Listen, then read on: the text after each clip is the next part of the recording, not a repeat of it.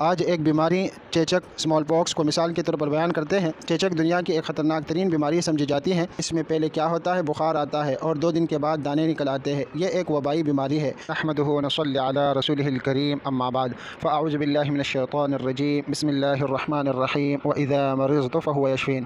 بیماری اور علاج کے حوالے سے ہم مختصر گفتگو بیان کر چکے ہیں، اور اس حوالے سے رسول کریم رحمۃ للعالمین صلی اللہ علیہ وآلہ وسلم کی یہ حدیث مبارکہ بھی جو مستدرک حاکم اور صحیح الجامع میں حدیث نمبر 1809 ہے کہ اللہ کے پیارے پیغمبر محمد رسول اللہ صلی اللہ علیہ وسلم نے فرمایا ہے، ان اللہ تعالی لم ينزل داء الا انزل له دواء علمه من علمه وجهله من جهل الا السام وهو الموت۔ یعنی اللہ تعالی نے جو بھی مرض اتارا ہے اسی کے ساتھ اس کی دوا بھی اتاری ہے۔ یعنی کوئی بھی بیماری لا علاج نہیں، ہر بیماری کا علاج ہے، اور علاج تو پہلے ہی سے موجود ہوتا ہے، بس اسے دریافت کرنا پڑتا ہے۔ علمہ من علمہ، اللہ کے نبی نے فرمایا ہے کہ جو اسے دریافت کر لے تو یہ اعزاز اسی کو مل جاتا ہے۔ جس نے اس کو جانا اس نے جانا، وجہلہ من جہلا، اور جو اس سے بے خبر رہا وہ اس سے بے خبر رہا۔ تو ہر بیماری کا علاج ہے، البتہ موت کی کوئی دوا نہیں۔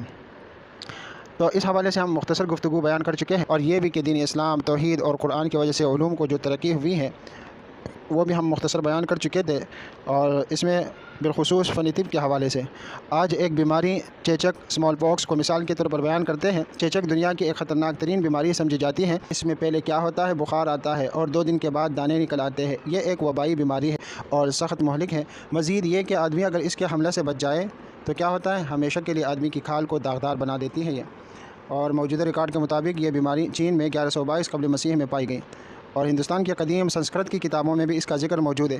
ماضی میں مختلف ملکوں میں یہ بیماری ایک ہولناک وبا کی صورت میں پھوٹتی رہی ہے۔ اس نے بے شمار لوگوں کو اپنا شکار بنایا ہے، اور ہزاروں برس تک چیچک کے مرض کے بارے میں کوئی تحقیق نہیں کی جا سکی تھی۔ اب ہم جانتے ہیں کہ چیچک ایک متعدی بیماری ہے، وہ وائرس انفیکشن سے پیدا ہوتی ہے۔ انسان نے اب یہ دریافت کر لیا ہے کہ ایسی معالجاتی تدبیریں موجود ہیں جن کا پیشگی اہتمام کر لیا جائے تو چیچک کے حملے سے بچا جا سکتا ہے، مگر یہ طبی حقیقت پہلی بار اسلام کے ظہور کے بعد صرف 9ویں صدی عیسوی کے آخر میں معلوم کی جا سکی۔ پہلا واضح نام جس نے تاریخ میں چیچک کا علاج تلاش کیا اور اس کی طبی جانچ کی وہ مشہور عرب طبیب محمد بن زکریہ الرازی ہے۔ طبیب الرازی 865 تا 925 عیسوی ہے۔ وہ موجودہ تہران ایران میں پیدا ہوئے تھے۔ اس نے اس مہلک مرض کے بارے میں پہلی طبی کتاب لکھی جس کا نام الجدری والحصبہ تھا۔ اس کتاب کا ترجمہ قدیم یورپ کی علمی زبان لاطینی میں 1565 میں چھپا۔ اس کے بعد یونانی اور دوسری زبانوں میں ترجمہ ہو کر وہ پورے یورپ میں پھیلی۔ اس کا انگریزی ترجمہ لندن میں 1848 میں چھپا۔ محققین نے تسلیم کیا ہے کہ الرازی کی یہ کتاب پوری معلوم تاریخ میں چیچک کے بارے میں پہلی طبی کتاب ہے۔ اس سے پہلے اس موضوع پر کسی شخص نے طبی تحقیق نہیں کی۔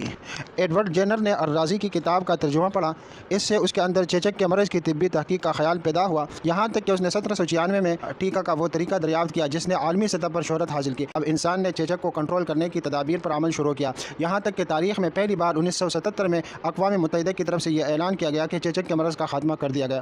چیچک کی بیماری کو طب اور علاج کا موضوع بنانے میں کئی ہزار سال کی تاریخ کیوں ہوئی؟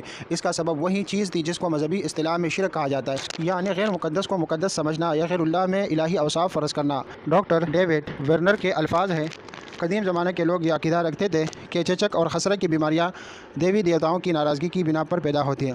کسی خاندان یا قوم سے جب دیوی دیوتا ناراض ہوتے ہیں تو ان کو اس مہلک بیماری میں مبتلا کر دیتے ہیں، وہ اس بیماری کے ذریعے اپنے غصہ کا اظہار کرتے ہیں۔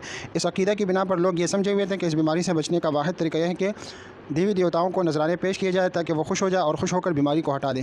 اس عقیدہ کی بنا پر وہ قصداً مریض کو کچھ کھلانے اور علاج کی تدبیر سوچنے سے پرہیز کرتے کیونکہ ان کا خیال تھا کہ اس سے دیوی دیوتا اور زیادہ ناراض ہو جائیں گے۔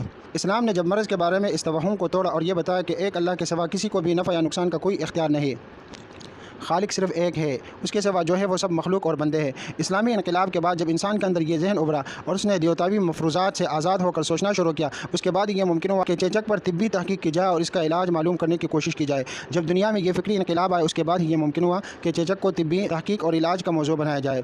اس کے بعد یہ امکان پیدا ہوا کہ ابوبکر رازی اور ایڈورڈ جینر جیسے افراد اٹھے اور چیچک کا علاج دریافت کر کے انسانیت کو اس مہلک مرض سے نجات دلائے۔ چیچک کے علاج کی دریافت تک پہنچنے میں اصل رکاوٹ مشرکانہ مفروضات تھے، اور ان مفروضات کو تاریخ میں جس نے پہلی بار ختم کیا وہ بلا شبہ اسلام تھا۔ فن طب کے سلسلے میں مسلمانوں کے کارناموں پر کثرت سے کتابیں لکھی گئی، ان کتابوں میں مسلمانوں کے طبی کارناموں کی تفصیلات دیکھی جا سکتی ہیں۔ والسلام علیکم ورحمۃ اللہ وبرکاتہ۔